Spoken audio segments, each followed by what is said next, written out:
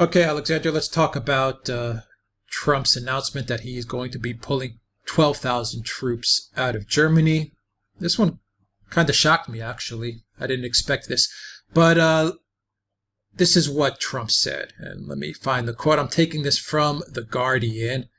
Their title actually reads, U.S. to pull 12,000 troops out of Germany as Trump blasts delinquent Berlin. Pentagon insists move is about long-term strategy, but Trump says, quote, we're reducing the force because they're not paying their bills.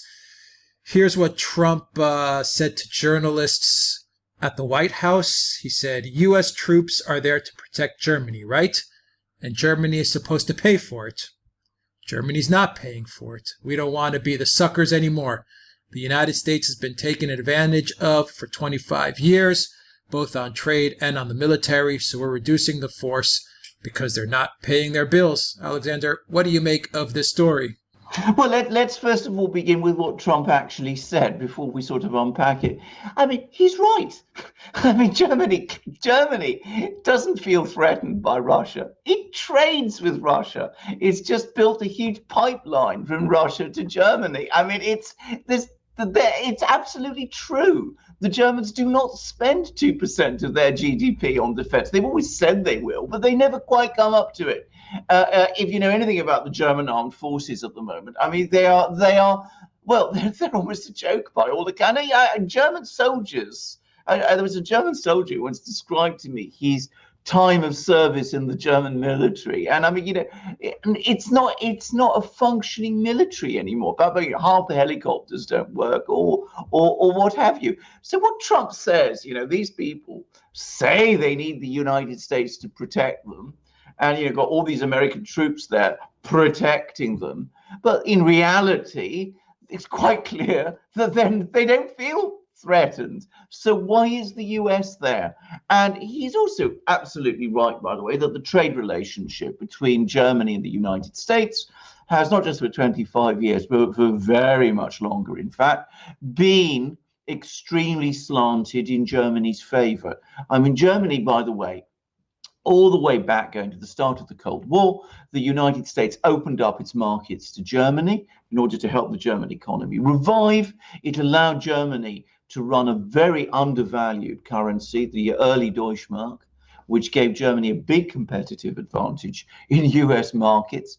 So, you know, they did very well. And of course, that competitive advantage has continued because now the Germans don't have, of course, the Deutschmark anymore. They have the euro, which consistently trades at a lower level than the Deutschmark would, and continues to keep German, you know, exports to the US very competitive.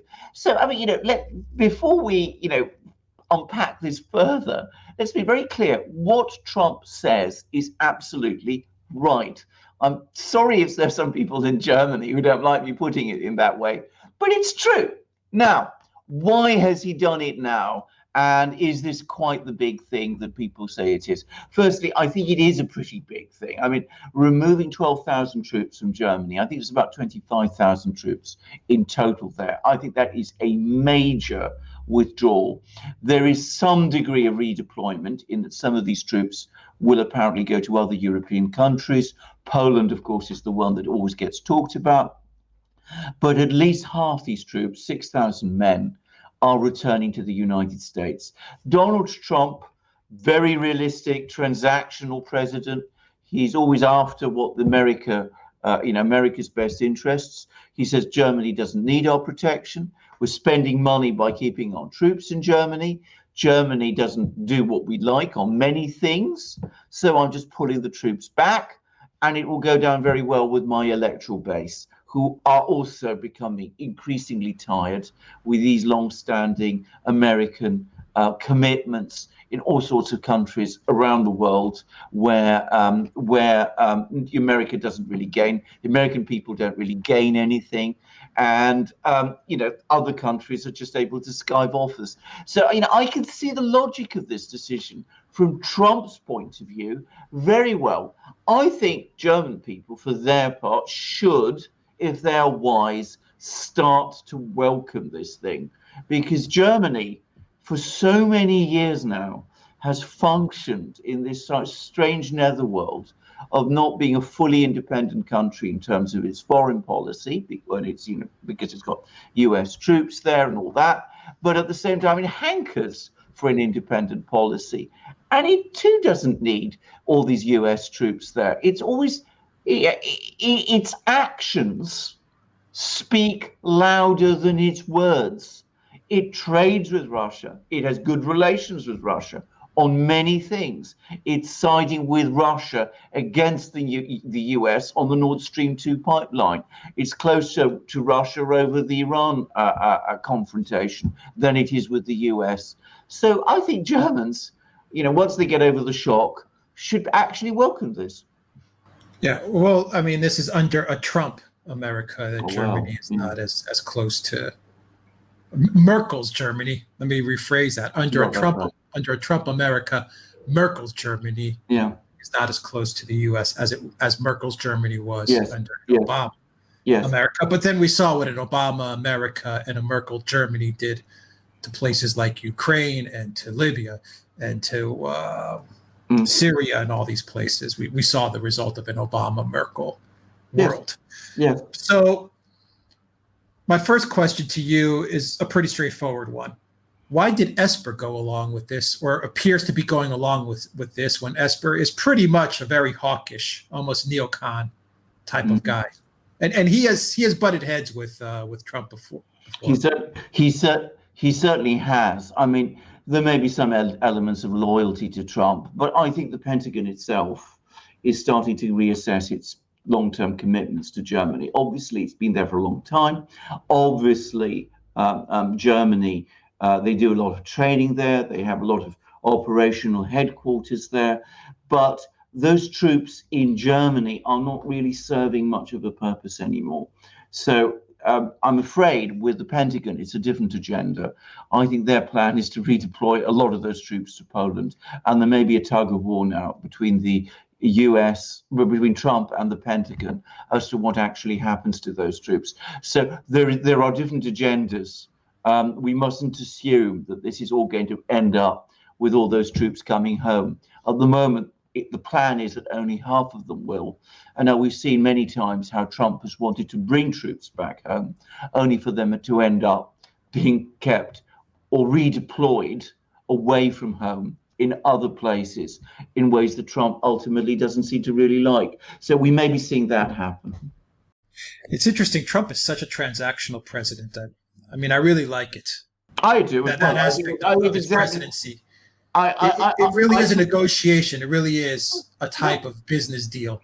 Yeah. And the U.S. wasn't getting anything out of this. Troops, they have to leave. I also think there's a part of, there's a component in Trump's thinking in that he has been trying to get troops out of Afghanistan and Syria since he first took office. And he's obviously been met with a lot of resistance in doing that. But I think this way he kind of sends the message to everyone that has been resisting him in Syria and Afghanistan that, you know what, eventually, especially if I win a second term, I am going to get my way and I am going to get the troops out of those places as well. As I also said, I would reimagine NATO's role in Europe and get those troops out of Germany. I've done it now. I mean, he's sending a lot of different messages out there, but those messages fall in line with many of his campaign promises that he made in 2016. I completely agree. And by the way, I also happen to like the fact that he's a transactional president. It's always thrown at him as if that was something wrong. Why is it wrong to act in the interests of your own country? I mean, I've never understood that. I mean, at the end of the day, if Germany wants to have good relations with Russia, that's fine. But why in that case should the United States be required to defend Germany from Russia?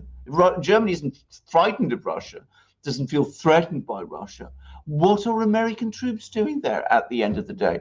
I mean, it seems to me that people who always criticize Trump for being transactional are ultimately deeply ideological, neo-globalist people who are pursuing an agenda that is contrary to the interests of America, of the United States, and of the American people. They want the American people to pay sacrifices, big sacrifices, to pursue projects which are not ultimately in their interests. And by the way, when you talked about Biden, of course, a Biden presidency would take a completely different line. I think you are absolutely right, because a Biden presidency would be highly ideological and globalist. It would return to the kind of policies that we were talking about, the non-transactional policies, the policies of keeping US troops stationed everywhere, fighting wars in every place, taking on the Russians here, taking on the Chinese there, all at the same time, doing all those kind of things. And at the same time, of course, it would be closer to Germany, because Germany does very well out of this. It keeps the American troops. It has the money that comes with those troops, which is substantial, by the way. And at the same time, it's able to carry on doing what it has been doing, keeping the markets in America open to its goods and trading with Russia at the same time. So from the German point of view, it works quite well. I don't really see what the Americans get from it. And of course, Biden would go along with what the Germans, when I say the Germans, Merkel and people like that want. And it wouldn't be in the interest of the American people, because I don't see how it is. All right. Finally, Alexandra, to me, this appears to be a win for America. I mean, America and the American people and those troops as well. This is a win for America. I think this is a win for Germany, German citizens, German people. This is a win for them as well. I want you to explain why you think it's a win for America. You touched upon why you think it is a win for Germany and the German people as well. And the mainstream media, the fake news mainstream media, has said this is a win for Russia and for Putin. And this once again proves that Trump is a Russian stooge and all this ridiculous stuff. But I think for Russia, this is meaningless, if you ask me. They don't care one way or another, because having U.S. troops there doesn't mean anything for Russia. So for them, it's kind of a wash. It's completely meaningless. Russia isn't going to attack Germany. So why does the presence of American troops make any difference? I mean, from a Russian point of view, you're absolutely right. This is completely irrelevant. It's a total non-issue. Germany isn't going to become an ally of Russia tomorrow. That's not on the agenda, anybody's agenda. And keeping the troops there isn't going to prevent it from becoming an ally of Russia.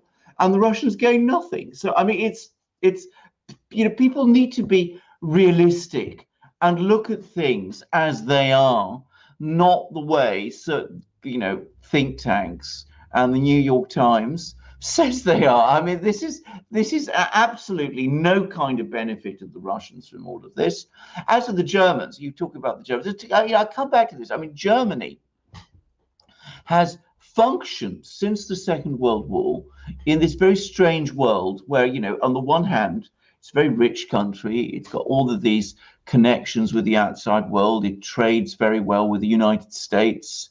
It's positioned himself at the heart of Europe. It's got good relations with Russia and all of those things. And at the same time, though, and this is something that you find if you go to Germany, there is still a feeling amongst Germans that, they're not really a normal country, that they're still the defeated country of World War II, that they still somehow carry the burden of all the things that happened in the Nazi era, and that their sovereignty is, as a consequence, reduced. I mean, Germany doesn't even have a proper constitution. The constitution Germany has is a product of the treaties that were created after the Second World War.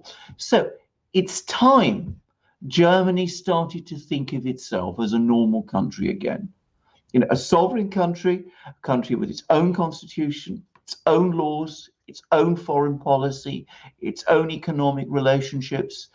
When Germans, as German people, can feel proud of their country and involved in it, and at the same time able to make decisions for themselves, so that they too don't get drawn into these hegemonic neo-globalist policies that are constantly being imposed on them. We've spoken a lot on these programs about how Germany is being pushed into agreeing to mutualization of debt across the European Union, and how many people in Germany don't feel that this is at all in their interests, how they're being exposed all the time to negative interest rates, and how that is destabilizing Germany's own internal economy. Why does Germany go along with it? Why do German people go along with these things? Because they still carry this big burden left over from the Second World War, which the presence of American troops reinforces. This sense that Germany is not really a normal country, and the Germans by themselves can't be trusted to make their own decisions. So I think for the Germans, it would be a liberating event if those American troops left, not because those troops are oppressing them, but because of the huge psychological effect it would finally have for Germany, that for the first time since 1944, there are no foreign troops on its own territory. Yeah, I agree with you there, 100%. For Americans as well, I think this is a very good development. Yeah. Let the United States, I mean, the Cold War against the Soviet Union is over. That's past. The United States has lots of concerns, lots of interests. It's got problems within the United States. We've talked about them here. It's got vast resources and opportunities.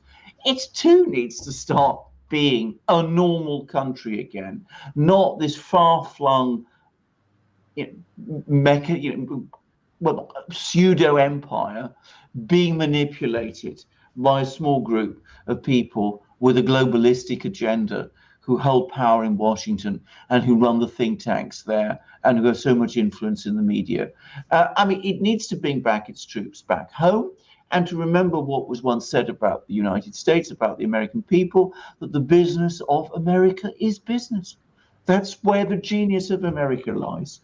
And I think, my own view, all the problems that we see in the United States today are a direct product of the fact that truth about the United States has been forgotten. That's what I think.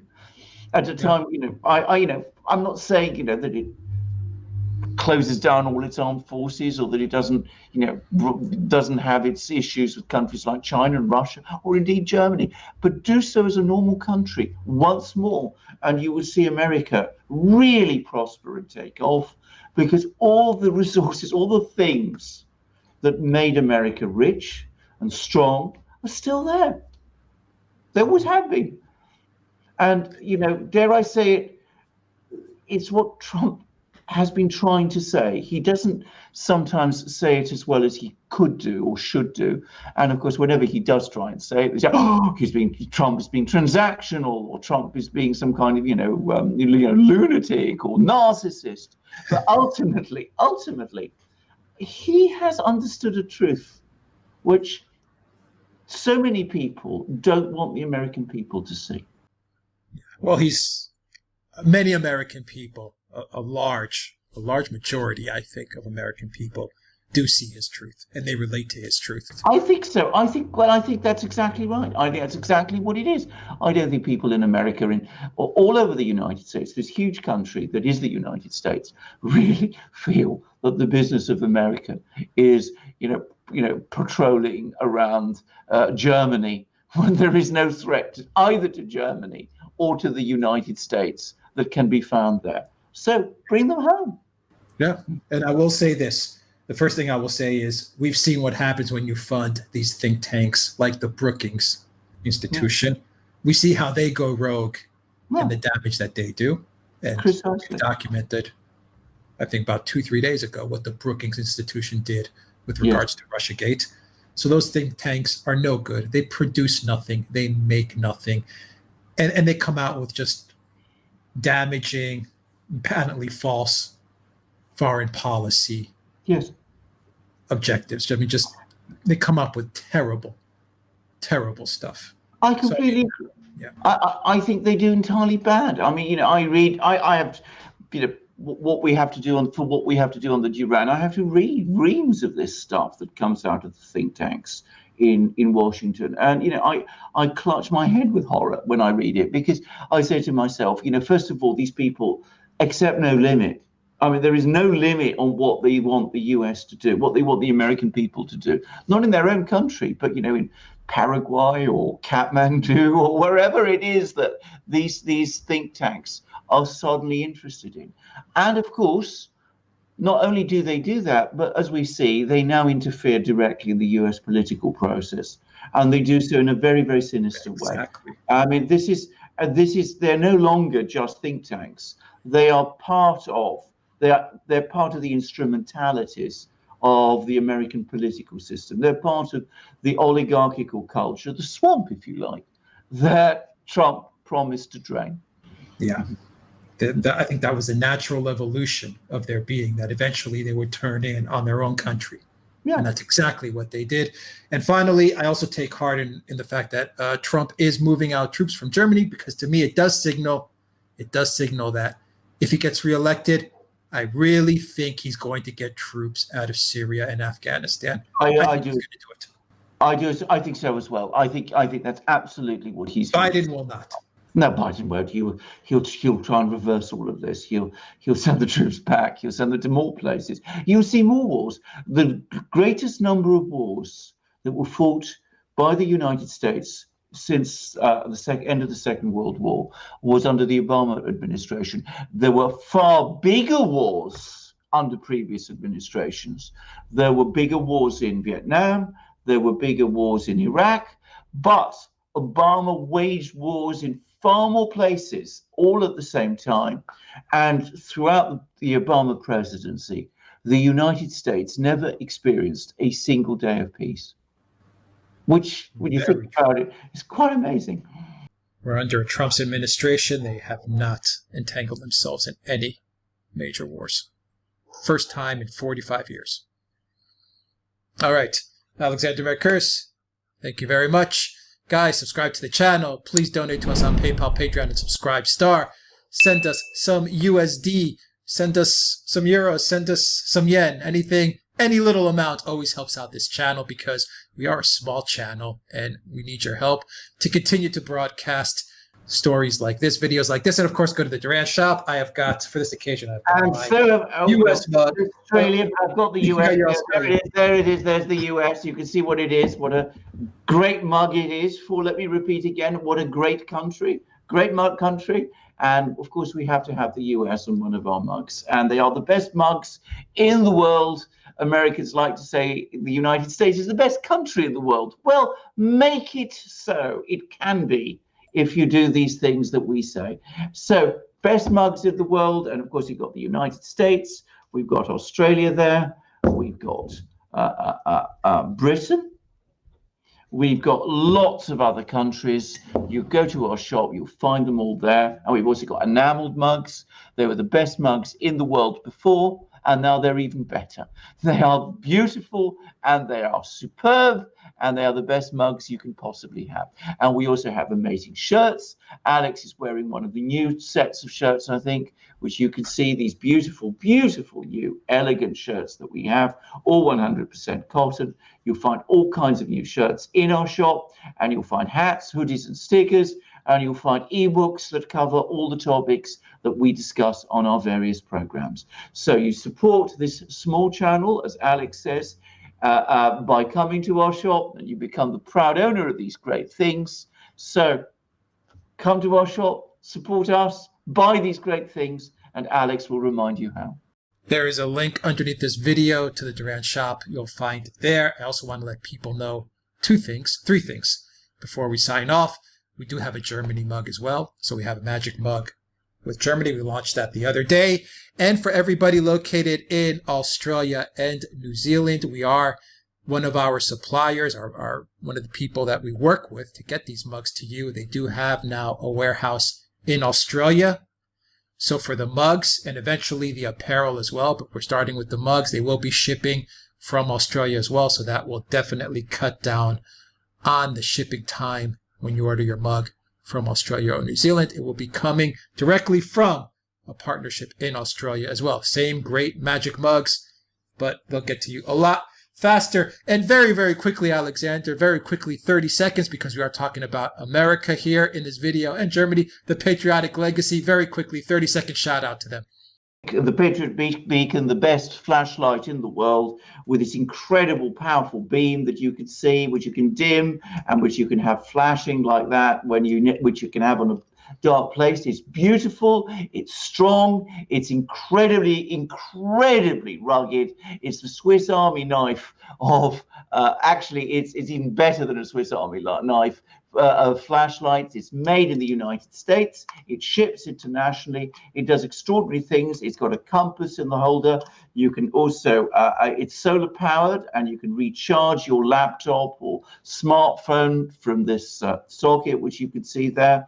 And it's also, you can also use it as an alarm, and you can you can use it as a tool, and you can also cut seatbelts if you ever find yourself in the need to do that. So it's the best flashlight in the world, bar none. It's amazing. It's made in the United States. It ships internationally. It's made by our friends at Patriotic Legacy, and it's the Patriot Beacon. And Alex will also tell you how to get it. You'll find the link underneath this video as well, and 20% off when you use the code Duran20. You'll find that information in the description box underneath this video as well. 20% off.